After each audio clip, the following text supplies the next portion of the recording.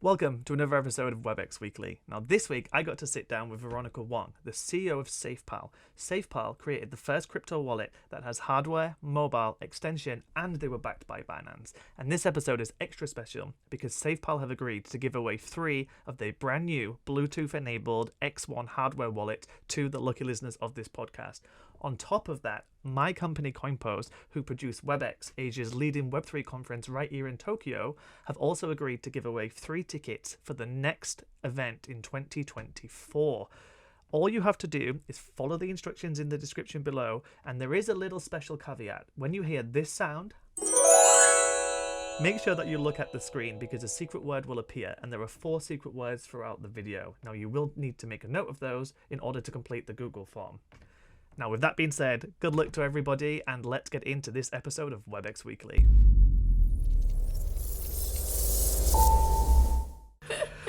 Welcome back to another episode of WebX Weekly, the podcast that interviews the best and upcoming projects in Web3 and gets those questions answered for you, for everyone in the community. On this episode, I'm joined by Veronica Wang, the CEO of SafePal. Now, SafePal is the first crypto wallet that has mobile extension, hardware, and was also backed by Binance, which is pretty exciting stuff. So welcome, Veronica. Thank you so much for joining the podcast.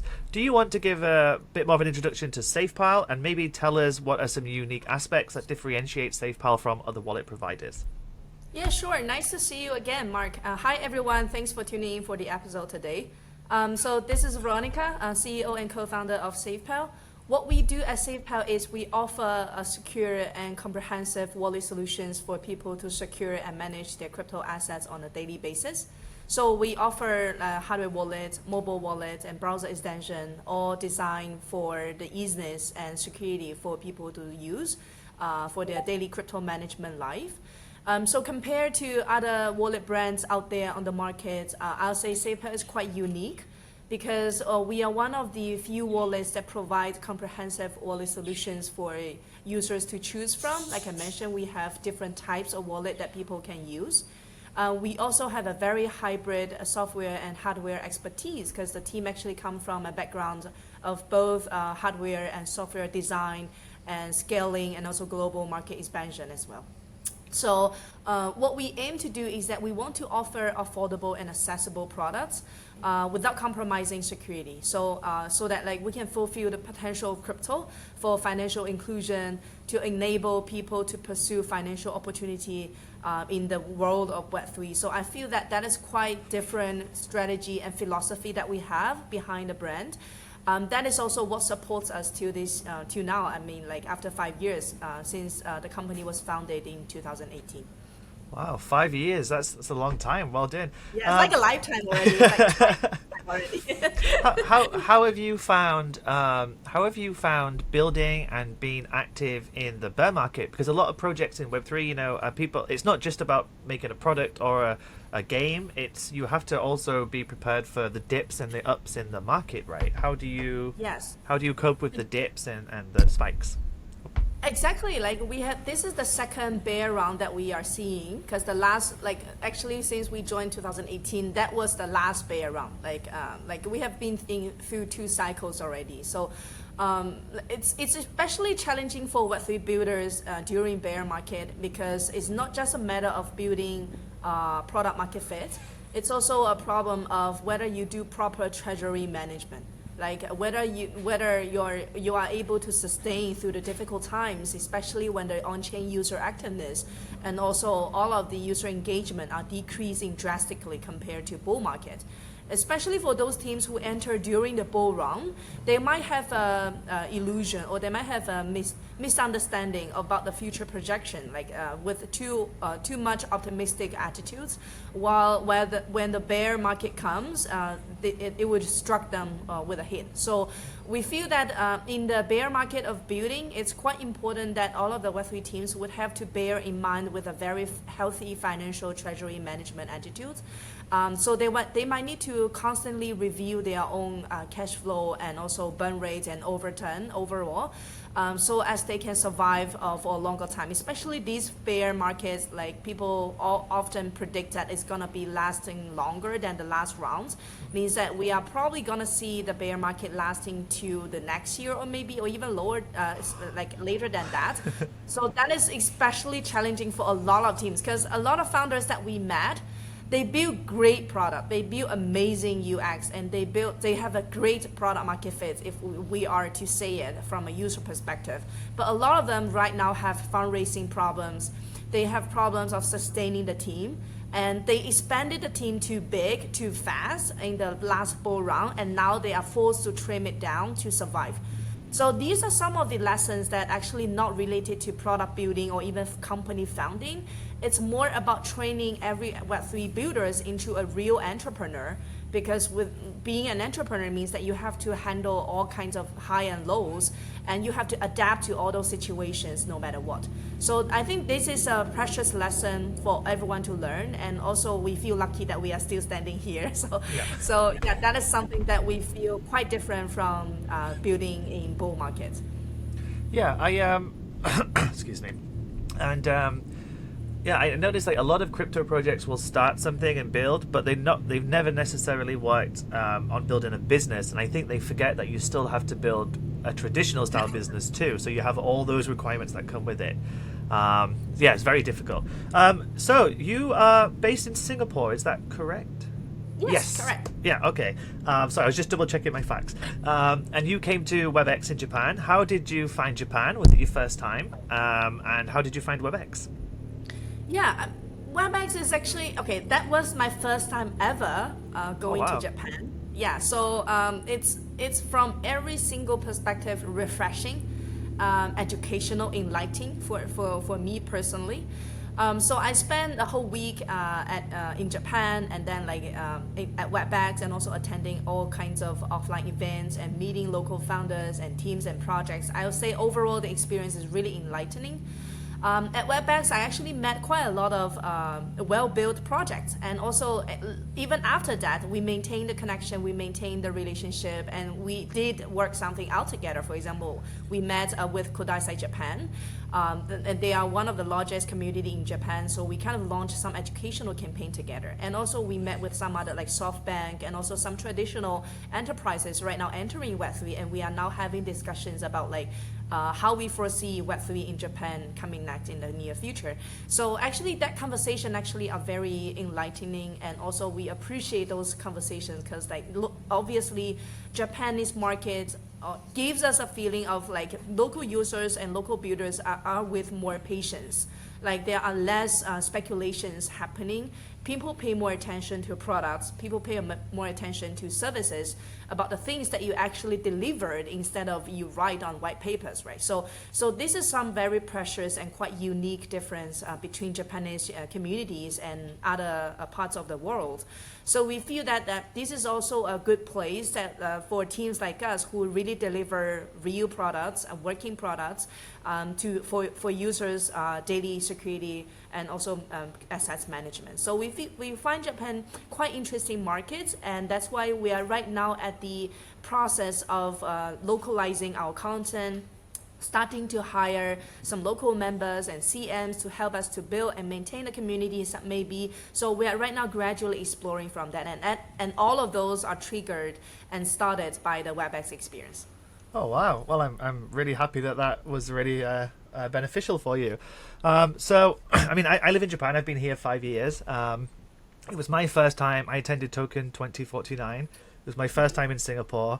I loved it, but I mean, I'm British, and everything is in English, which was instantly super easy for me. You know, I mean, I speak a bit of Japanese, and I'm still studying, but it's a very difficult place if you don't know any Japanese at all. And I went to Singapore, and you know, they have a Marks and Spencer store, which is my favorite store from England, and I'm also vegetarian, and there was more vegetarian options. So we should swap. How about I come and run SafePal, and you can come and do the podcast in Japan? That is a good idea. Yeah, so you mentioned all these connections you made from WebX. So what kind of milestones have you achieved since WebX last year? Oh, this year, sorry. Wow. I'm losing Yeah, it. Yeah, sure. Quite a lot actually, because like when I went to Japan for WebX, actually we were at in the process of prepping ourselves for some big product launch and big project launch. So we have actually announced that several weeks ago at Token 249 in Singapore that we have launched a brand new open source Bluetooth hardware wallet called SafePal X1. So it's a new addition to the existing hardware product lines that we already built. It is also introduced a new type of user experience to users, so they can use a Bluetooth type of UX to manage and store their funds easily. And also, together with the product launch, we have announced a full launch of our open source program. So we have open source our mobile app. We have open source our hardware wallet communication protocol. So that means that people can, with technical know-how or knowledge, they can just go ahead to our GitHub and verify whether there's any backdoor, whether it's fully transparent, whether there's any secret actions behind the scenes surrounding to the private key storage and all those. So people can actually verify that. When we feel very proud of it because it further enhances our brand transparency and also build a stronger trust among the community. And also, ever since WebX, we have seen steady growth despite of the bear market. So right now we are seeing the user gradually steady growing. So till now we are serving more than 10 million users global wide. Even though the user activities are still kind of plumpy at the moment because of the bear market. But we see a very positive future to come together with the open source launch, together with the new product edition. And all of these new versions and new features that we are releasing and new blockchains that we are supporting. So I'll say everything is within our roadmap and within our expectation, and we are proud that we are making all of these plans happen and deliver them to the community so that users can use these features as they like. So we feel overall very exciting about the future to come, regardless of the external market. So I'll say it's been like that for the last 5 years, and we don't see any reason why that is not going to last for the next couple of years, because we are standing on a very well-built, solid foundation, and the team actually can keep growing and keep building and delivering for the next couple of years without any problem. So we inside the team, we feel very calm, we feel peaceful, and no matter what happened outside. So with that kind of confidence and patience, we are right now steadily, slowly, but for sure, delivering the features that people are looking to use to make their crypto life easier. So yeah, quite a lot of things happen actually since WebX. So you just mentioned the team feel very calm and very good with it. But I come from a technology background, and from my experience of working in tech companies, it's never that calm. It always appears that things are going smoothly, but there's always some developer like, no, I deleted it by accident, or something happened. Yes. Correct. You're so right. So it's actually mentality calm, but actually action-wise, crazily kind of very tight space and very high speed moving. So you've been going for 5 years and 10 million users. So you must have a very good grip on the industry. What are some of the Web3 user and notable like industry trends that you've observed recently, and you've seen new things coming out? Yeah, that's a lot of. Okay, so in the last 5 years, we are seeing users gradually embracing decentralization for sure. Because 5 years ago when we started SafePal, actually back then, the decentralized wallet penetration is really low because most of the users are using centralized exchanges. And people even challenge the existence of decentralized wallet because they feel that, well, using the exchanges are more than enough for crypto exchange and speculations and all those. With two main reasons. First reason is because back 5 years ago, there was no DeFi, no NFT, there was no kind of staking, like all of these on-chain applications and metaverse and all those. Back then, the only application on the blockchain is cryptocurrency, and people speculate over cryptocurrency. So that means the only thing that they need is a decent, well-built exchange for them to buy and sell cryptocurrency, and that's it. But later on, 2 years later in DeFi summer, like Uniswap came to being, and then like all of a sudden everyone talks about DeFi, And later on, NFT came along with the storytelling of metaverse, of like the mirror world built on blockchain, and like the Second Life built on blockchain and all those. So all of a sudden, people realize that, oh, I need a decentralized wallet to manage all of my valuable assets in NFT and all those game assets as well. So I don't trust any exchange kind of doing that, or most of the exchanges don't offer that kind of value to the users. So and then later on the Luna situation happened, and then FTX got struck, right? So the confidence of the centralized entities or institutions were greatly devastated, or they were greatly destroyed by all of these incidents happen and all of these fiascos. So users, they were taught a hard lesson about what it means to own your cryptocurrency, because back then people were like, oh, I don't want to be taking control because it means that I'm 100% responsible. What if I mess up, because I'm a human being, right? I make mistakes. But nowadays, people gradually realize that they would have to own at least one decentralized wallet account to manage their cryptocurrency no matter what. And they need to have that kind of plan B, or like another option for them in case of any bad situation happens. So we feel that along with the blockchain evolution and also all of the on-chain applications starting to grow and pick up, we are seeing users gradually embracing the decentralized ecosystem. So in DeFi, in like metaverse, in wallet adoption and all those, especially the younger generation. So the second interesting trend that we are seeing is that users enter from different segments, obviously, starting from this year. For example, 5 years ago, people enter because they are in the pursuit of financial opportunity. They heard that, oh, Bitcoin like 10x, 20x, like there are potential financial opportunity in there in Web3, and with better hurry. But nowadays, people are attracted to blockchain and Web3 because of a real on-chain applications such as Decentraland, right? All of these metaverse experience, and also gaming. For example, DevRadar released a couple months back saying that actually 40% of the user or on-chain activeness are those who are playing on-chain games. So that is actually quite interesting, because this is a new trend that we are seeing, that the new users entering Web3, they care about product. They care about real user experience built on chain instead of purely over speculation surrounding token.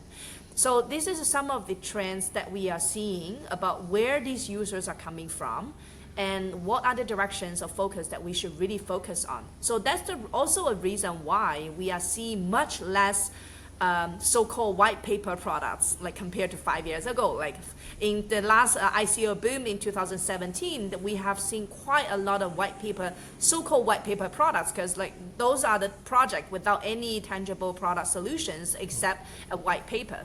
So, but nowadays you rarely see all those like that kind of product anymore. Like all of these teams and projects, they would need to talk about roadmap, they would need to talk about delivery and pipeline and tangible or working products to persuade or even to tell and showcase themselves to the community. So we are seeing that this is a quite positive trend that we are seeing.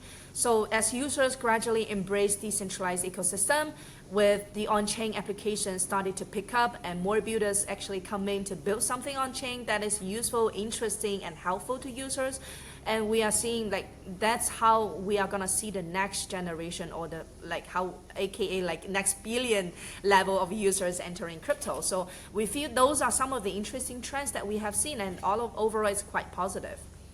Wow, that's a lot of information to unpack. By the way, I just very quickly, I do apologize if I keep doing this on the camera.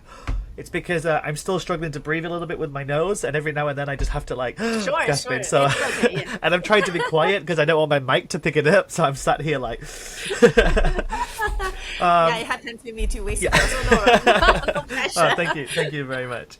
Well, I mean, so you've talked on about the evolution of where it's going now and what people expect. So what are some of the challenges in that are present in Web3 adoption that you've noticed, and how is SafePal addressing those and overcoming them?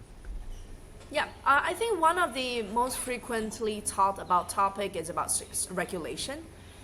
People pay much attention to regulation because this is actually indeed going to impact how users are going to enter Web3 and when is that going to happen.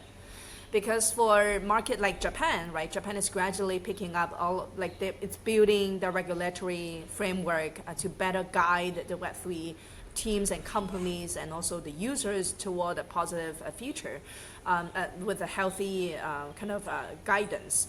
So we are seeing this situation happen in many other countries. So right now, people are actually waiting. They're actually expecting that to come, and so that we can better prepare ourselves to welcome the users entering crypto. Because to my personal point of view, I think regulation is positive in some sense, because it means that it kind of paved the way for the mass audience to enter crypto with a highly compliant and regulated manner. For example, one of the straightforward situation we are seeing is fiat on and off ramps. With a properly in place regulation framework, users can then buy crypto and sell crypto using debit card, credit card easily. So fiat on and off ramp is actually a big matter subject for a lot of people who are entering crypto, because they need to get exposed to the purchase and to that channel. So fiat on and off ramp is actually controlled or kind of impacted by the regulation progress in many different countries and regions. So this is something that we are paying extra attention to, and also something that we have been building. For example, right now in the SafePal wallet, people can actually buy cryptocurrency using debit card and credit card already in some countries and regions. So we are paying extra attention to that, because that is actually paving the way for users to really enter Web3 in a large scale. Yeah. The second would be surrounding like user education, because a lot of these users who enter crypto, they might not be well prepared on mentality-wise plus knowledge-wise. Like, for example, for a lot of users who actually use decentralized wallet for the first time, they might not have a vivid understanding of what it actually means to take 100% full control over your money. But actually, the other side of the story is that you are 100% responsible for any human mistakes that you made if you lose your private key or if you kind of authorize your wallet to some malicious steps. So a lot of these messaging, they are not properly expressed to the audience, expressed to the public, and with some of the users, they didn't really pay attention to all of these information if these messaging ever exists. So we are trying to build that kind of educational elements into the product, so that first, from day one, when they download the SafePal wallet, for example, we are gradually guiding them through the process. Whenever they set their first password, when they generate their first set of private key or seed phrase, when they are kind of doing some authorization or doing the first on-chain blockchain transactions, we are trying to have pop-ups or guidance or illustrations inside the product, so that users can gradually be educated through the process of what it means of every single action that they are taking here. So we feel that this is crucial actually for a lot of Web3 teams, and meaningful to the public as well, like, because user education, the best user education usually happens when the users are actually using it. So it means that all of the written article, video, audio, or any other formats of user education, they might not be as efficient or effective if it's not built inside the product usage itself. So that is something that we are also striving to achieve, and we have been adapting and also releasing different versions to add new elements of education into it. So we feel that these are two of the interesting trends. The last one, I think, I can't say we are doing anything special right now, but we are paying close attention. That is about AA and MPC, because the conversation about eliminating the existence of private key has been quite popular in the last couple of months. Mm-hmm. People are talking about like how are we gonna remove the existence of private key altogether, so that like users don't bother to be responsible of some stupid mistakes they might make. So AA and MPC, we are seeing the gradual adoption slow, early stage, but gradual adoption among some applications, especially in gaming scenarios. But there are still some issues to be resolved, such as cross-chain interoperability, such as like full transparency, and also the gradual standard building behind like the AA protocols. So these are still need some time to be addressed and to be built by everyone in Web3 together. So we are paying close attention to that, but we feel that that is a very interesting scenario because eliminating the existence of private key is definitely something that we will need in the longer term of future, because users, not every human being is capable of managing their own private key and all those. So we feel that it's gonna be an important trend happen in the near future. So we are paying close attention to that as well. Yeah, so I actually really like what you just said on point 2 and 3 there. People, especially like newcomers, don't really fully understand what it means to fully own your keys and your wallet and true ownership. It comes with a certain level of education that you need. And the moment we see these people being hacked or they lose their keys, they straight away run to someone else to try to blame someone, or how do I get this back? And they don't understand that their actions are their own actions. And going back to the education part of it, one thing I really liked what you said about building the pop-ups in the app. I see too many projects build now, and they expect the user to have gone to YouTube to figure this out, or they expect the user to have this knowledge they found somewhere else, and that's just not. You can't guess where a user comes onto your platform from or what their prior knowledge is. It's your job as the product owner to make sure that they're educated in your product and the services, and any caveat that comes with that. That's including security and ownership and that kind of stuff. So that's really great to see. So thank you for doing that for the crypto community. And you also mentioned about like regulatory stuff. Which brings me perfectly back to Japan. How do you find dealing with Japanese markets, and what efforts are you taking to branch out into Japan more? Yeah, so just a little bit of context. We've just started, honestly, actually starting from WebX. After the WebX trip, we decided that we should pay more attention to the market there. So I'll say like some of the conclusions or some of the feelings that I have probably were just some superficial kind of feelings. But I do feel that because before the WebX trip, I actually flew to South Korea. So I do have some of the vivid difference between the two markets, for example, and maybe some very unique to the Japanese market.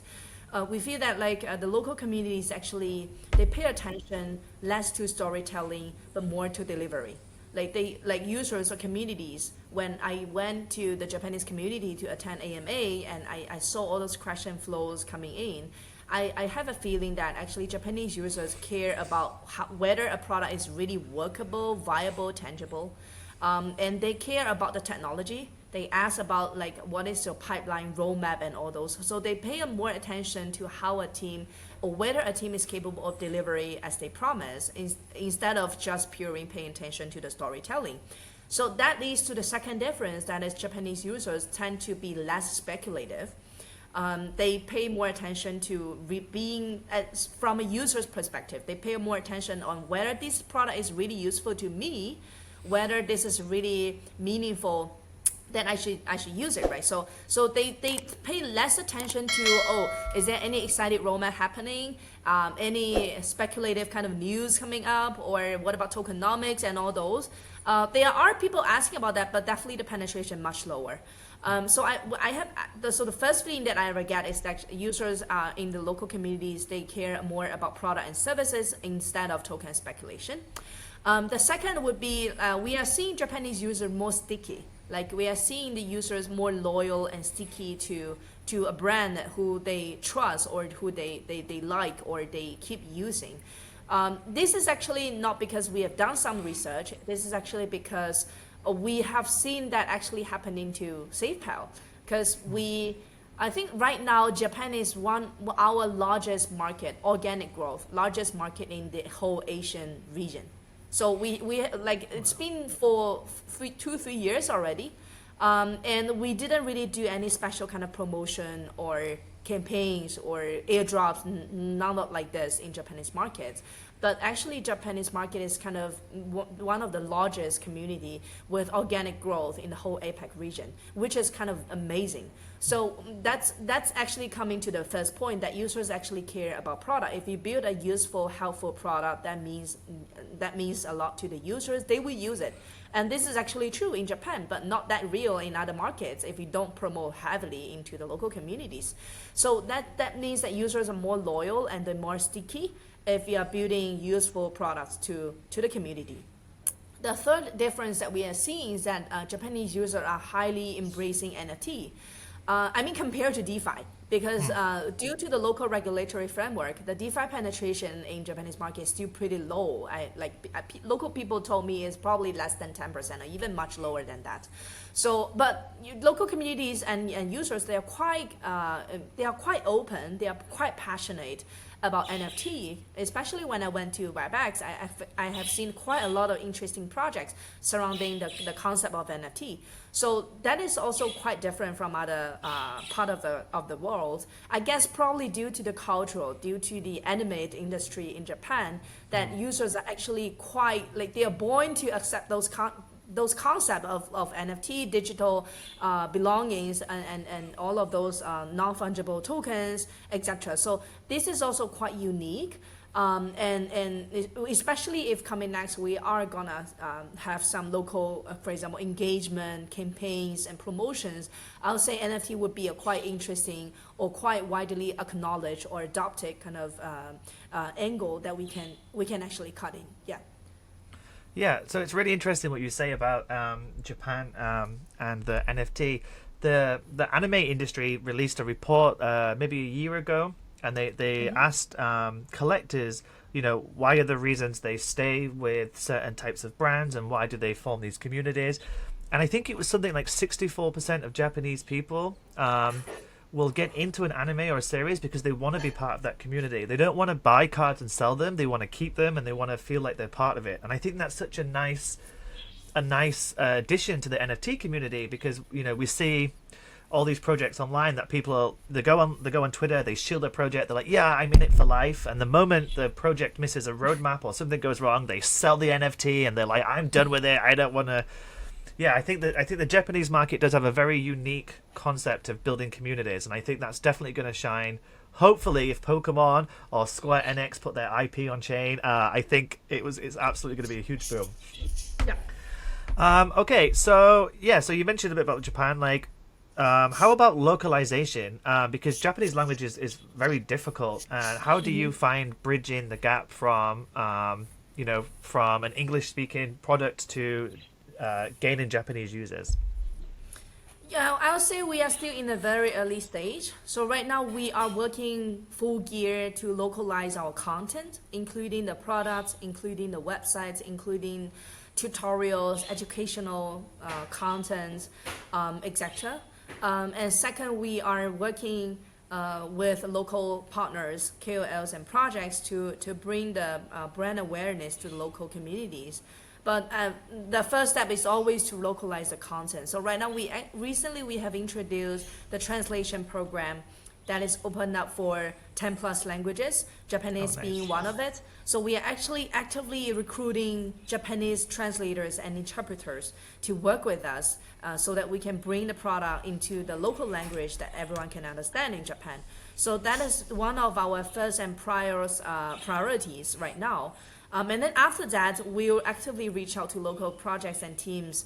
And also, of course, we'll be interested in working with WebX coming next and for the next year, possibly. So to bring the brand awareness, to bring the service and the product to the local communities, and gradually build up the trust and connections and engagement from there. So I would say overall, it's still in a very early stage, but we have the full patience of doing so, since a lot of these are actually quite foundational hard work or labor work, because translation definitely takes time. So we are quite patient throughout the whole process, and once we are ready, we'll then go into the local market, hire local members, and build the local establishment and engagement for those. So I say overall it's step-by-step progress, and right now we are already taking and starting the whole program already. Yeah, I would say also, as obviously I'm not Japanese, coming to Japan, I translate everything into English, but even with DeepL and all these other places, the translation, Japanese language has so many nuances and parts of it that can slip or really have a negative effect if you get it wrong. So the fact that you're working with local KOLs and getting real translators, I think is perfect. I've seen so many websites that will just use a Google translated page and they don't check it, or there's actually this there's actually this Facebook group of screenshots of companies who have translated wrong, and like one of them says something like Google Translate could not connect to the server, but it was supposed to say something like this is the shop, blah blah blah. So it's very hard having two languages and not understanding any of them and posting stuff. We have this in England. Sorry, a bit off topic. In England, we have this street sign. It's really big, and it's in Welsh, which is Wales. And someone had emailed the company to say, "Hey, how do I say this in Welsh?" But what they got back was an automated email that just said, "I'm out of the office," etc. But it was in Welsh, so the person receiving that thought that it was how to speak it in Welsh. So we have this street sign that says, "I'm out of the office until next week. Please direct emails." So yeah, stuff like that happens all the time. But yeah, so it's really great that you're really focused on that. Okay, that's a great lesson learned. Yeah. Great. And so how about like I don't like, I say this a lot in the podcast, I don't like using the word roadmap because in Web3, you know, I've seen it so many times. Projects will release a roadmap with the best intentions, but the space moves so quick, or some things just can't be done. And then the community turns like a little bit toxic or sour. So without saying roadmap, what future plans do you envision you might have for the rest of the year or the next year? Yeah, I think something that is not going to be impacted by the market situation whatsoever. That means we are going to firmly, steady push through the process is the full open source of the products. So for the next, for the upcoming several months, for the rest of the year and even till Q1 next year, we'll be focusing on open sourcing the hardware core code. Because right now for the hardware, only the communication protocols, means that the Bluetooth, the QR code scanning, and all those protocols means that the only way that it communicates with the external world are open source. But for the device itself, next step, we are going to open source the firmware of the hardware product lines, and that is quite exciting for us. That is one step further of commitment to the community. The second part that is not going to be impacted by whatsoever market trends is that we will focus more on localization. Markets such as Japan, such as South Korea, and some other exciting regions such as Nigeria. So for these countries and regions, we would try to localize and we try to spend more efforts to connect to the local users in a very organic and direct way. So we can have more understanding of how to better serve the users and how we can build products that suit for their demands. So this is some of the strategy that we would have for the upcoming 2 to 3 quarters, even for the whole year of 2024. So these are already in our planning, and we are already taking baby steps to gradually build up the whole structure and framework to make that happen. And together, along with that, yeah, you are right. Actually, situation and market change like every once in a while. So it's not realistic that we predict that 2 months later we are going to have these feature and all those feature. But overall, the direction of the product iteration will be surrounding improving cross-chain interoperability by supporting more blockchains, by supporting more applications, and build that kind of connected experience inside the product, so that users don't have restrictions about, I'm now moving from this chain to that chain, and now all of a sudden I cannot do that. So we want to melt down those barriers for users, so that when they use SafePal as a multi-chain wallet, there's no such kind of feeling that there are walls built up between ecosystems. So we are a great advocator of multi-chain interoperability, and that is since day one implemented into our product strategy. So coming next, more blockchain supporting, more application supporting, more partnerships, of course, together with the product integration would happen along the way, but all surrounding the core of allowing users to easily and safely manage their crypto assets in one place, that is in SafePal Wallet. So that means we are going to cover quite a lot of features coming next and already happened in the last couple of years. For example, cross-chain swap, bridging, and also fiat on and off ramp, of course. That is the major factor impacting user entering crypto nowadays. And also eliminating, for example, the private key and gas fee in the long-term future as we look at it, right, as the new trend adopts. So these are all surrounding the core of making sure it's easy and safe for users to navigate through the DeFi and cryptocurrency world, in the least efforts. So that's the focus that we pay attention to, and that's how we gradually build the product pipeline. So definitely, of course, it's not realistic for me to predict that like what features are going to happen, because when the community actually asks that question, saying that like Veronica, what are the exciting features coming next? I always put, after I share all of those, I always put an ending as like fingers crossed, right? Yeah. Because actually you can't really predict. For example, what if like users want something else? What if they are strong demands of, what if the market pivots and all of a sudden people, they need a safe tool to manage, for example, NFT. That actually happened 2 years ago when NFT came along. Like all of a sudden people ask, oh, do you support these NFT and that NFT? That's exactly when we took the pivot of supporting some of the most popular NFT protocols already in the market. So pivots always happen. But what matters the most is that we always know very clearly of the core that we are trying to achieve here. That is, we even though the features and version and pipeline, they would adapt to real conditions and situations, but the core always remains the same. That is to build something safe and easy for your crypto management, and that's it. And it doesn't matter whether we release this feature and that feature, they are all connected and knit into the same core. So that's what matters the most to us. Yeah, I really like that. I think people in Web3 should, too many projects come out with all these, we're going to do this, and this, and I think they lose their core mission. So really like setting down in stone your core mission allows you to know where you're going, but allows you the adaptability to change with upcoming trends and technology advances and stuff like that. So that's really good to hear. Okay, so I ask everybody these general questions on the podcast because I have this future plan which will all be revealed at a later time. But to you, what is Web3? Wow, this is such a big question. I think I will answer it using my personal experience. I used to work in a Fortune 500 company for 8 years. It's an internet company. It makes money based on membership, based on user subscription, based on user data mining, and all those so typical that you are seeing in Facebook, Google nowadays.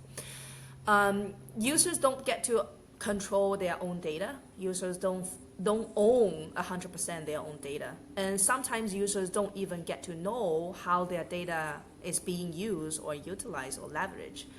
So I've worked in that company for 8 years, so I under every single bit of what it means that a centralized institution could benefit from the users who actually contribute to the growth of that platform.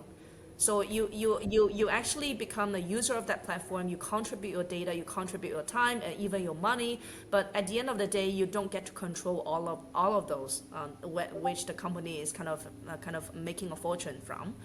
So that's why when 2017, when the Bitcoin white paper, like when I read the Bitcoin white paper, it struck me as like, it gives a promise of an open, self-governance, and transparent ecosystem that everyone can be the consumer, contributor, while be a benefiter, like they benefit from the ecosystem altogether. So it means that it kind of ultimately changed the relationship between the consumer and the product, and like of how compared to the past tense kind of narratives. So all of a sudden, we all become not just consumer, we not just become contributor, we also become the owner of that relationship. For example, nowadays on blockchain, you own your, of course, your 100% your own personal data. And in the longer term of future, as the on-chain application continues to grow, you actually get to control which third party you would like to authorize your data in, and you can at any moment of that relationship pull your data off if you don't feel like using the product anymore. So we are seeing this is kind of reshaping the whole user platform relationship. That is really revolutionary. That is actually overthrowing the traditional model that we are seeing, and that has been so dominant on the market for so many decades. And we are seeing all of those centralized companies doing the same thing, that is monetizing based on user data, monetizing based on user behavior, while the users don't actually get to control, or they don't have a say about anything of that. So that is something about Web3 that struck me the most. That is giving the freedom, giving the control, giving the governance back to the users, and they really get to decide how they would like to design the whole user experience. They get to have choices, they get to have options. They don't like A, they can move to B with a single plug in and play. So this is something that struck me the most, and I feel that is something that also got me into Web3 and literally kind of start founding a company that's doing something nowadays. And I still strongly believe that, and I still feel very exciting about that promise fulfilled by the technology of blockchain nowadays. So yeah, it's a big question. It's a great question. I guess every people would have their own answer, but to me personally, it's a promise about freedom, about control, about being not just a consumer, a contributor, but also an owner of the whole relationship between you and the platform itself. Wow, that was really. You said it was a difficult question, and then you just fired off this amazing answer. So, thank you. And I know I've just mentioned about not making plans like roadmaps and stuff, but I think my final question is, how do you see the future of Web3, and what would you like to see that we currently don't have? And to give you like an idea, like I'm a big Ready Player One fan, so I would love to see some type of really immersive metaverse where we can fully go into it. So that's what I would like to see. So yeah, I totally share the same view of with you on that. I think, you're the first person that's agreed with me. Yeah, I think that is the most interesting. That is the most interesting thing. And also like I see great potential in it. Like it's like people having a second life in the world of blockchain, and they can realize and they can achieve so many things that were impossible in real life. And I feel that is quite exciting. They can become the builder, the owner for themselves, and build their own life in the blockchain world. So I think that is definitely something that quite interesting. I'm also quite interesting to see the mirror world coming next, like mirror the real world assets onto the blockchain. That is also another interesting segment that I personally pay more attention to. That, for example, a lot of the NFT is kind of born to be naturally applied to a lot of the real world assets now we are seeing, like art collections, like real world real estates, and all these. So we are gonna see some new financial products even surrounding real estates. For example, what about fragmented real estate investment? So we are already seeing some interesting concepts surrounding that already. On top of the mirror, the real world assets on blockchain, I feel that is another great potential and highly possible on blockchain. So because it's basically get kind of bridging every single object, every single subject matter we are seeing in real life, and there's a digital twin on the blockchain, and that is also quite interesting to see. The last interesting segment I will personally pay more attention to, and also see some trends picking up already, that is about the digital twins, about you being you but 100% on chain. It's partially related to metaverse, of course, about like your avatar, your identity, your on-chain data, and all those. But digital twins here represents even a wider context, not just of being part of the metaverse, but also having your own full governance of the on-chain assets, about real-world assets, about like on-chain assets, and all those. It represents you with all of the digital footprints that you already generated on top of the blockchain. So digital twins means that in the longer term of future, people can plug in and off and play, and they can move around with their personal data. They can actually authorize whenever they feel necessary, and then unauthorize when they don't feel comfortable to continue. So that is kind of quite interesting to see. We are already seeing that happen, because some interesting trends, for example, nowadays people may pay more attention to wallet addresses. But previously, 2-3 years ago, people don't really bother, because not many people store a large amount of assets on a single wallet. But nowadays, as the people's fortunes start to accumulate, and especially when the NFT metaverse concept came along, wallet address actually represents you as part of your digital footprint or your digital twin on the blockchain. So that means people pay more attention to the wallet address nowadays. Like, they don't tend to move their wallet address, like move their money across different addresses so easily, they always take a second thought whether, oh, I have authorized my wallet with my, for example, Bored Ape Club already, and I'm registered, I have registered my wallet address in some metaverse already, and I'm not willing to change that. So it means that the value of a wallet, the value of a wallet address would become more and more interesting and more important to every single individual. So that actually represents the future existence of digital identity and digital twins already on the blockchain, because the wallet behavior actually represents a lot about you on blockchain. So that is something that I feel that would be quite intriguing and interesting to see, but definitely in the longer term of future, probably 5 years away. Yeah. Oh, again, a fantastic response. By the way, I keep hearing a bird in the background. Do you have a parrot, or are they wild? Yes, I have a pudgy. Actually, they're quite active in the morning time. I have two of them, actually, one green and one blue. Apologies about that. Oh, no. When I grew up, my father had budgies. Like... it was nice to hear. We bought a male and a female. Actually, we are expecting them to lay eggs, but it hasn't really happened for the last couple of months. So now we're staring at them on a daily basis, watching their behavior, maybe that's waiting and expecting. Yeah, maybe that's why, because you're staring at them every day. They're like, no, not today. Yeah, possibly. Okay, well, I mean, that's the end of the questions. Do you have anything else you want to add before we call it the end? No, I think these are great questions. I really enjoy the whole conversation flow. Yeah, I think no more to add on. Yeah, we've covered a lot of details. Great, okay.